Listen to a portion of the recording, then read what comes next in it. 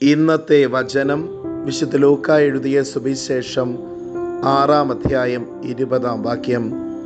അവൻ ശിഷ്യരുടെ നേരെ കൈകൾ ഉയർത്തി അരുളി ചെയ്തു, ദരിദ്രരെ നിങ്ങൾ ഭാഗ്യവാന്മാർ, ദൈവരാജ്യം നിങ്ങളുടേതാണ്.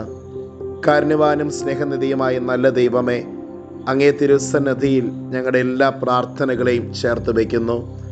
ഈശോനാഥ, അനുനിമിഷം ദൈവരാജ്യം ലക്ഷ്യം വെച്ച് യാത്ര ചെയ്യുവാൻ, അതിനനുസരിച്ച് പ്രവർത്തിക്കുവാൻ ഞങ്ങളെ അനുഗ്രഹിക്കണമേ.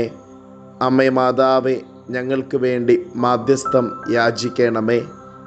നമ്മുടെ കർത്താവ് ഈശോ മിശിഹായുടെ കൃപയും പിതാവായ ദൈവത്തിൻ്റെ സ്നേഹവും പരിശുദ്ധാത്മാവിൻ്റെ സഹവാസവും നാം എല്ലാവരോടും കൂടെ ഉണ്ടായിരിക്കട്ടെ, ഇപ്പോഴും എപ്പോഴും എന്നേക്കും. ആമേൻ.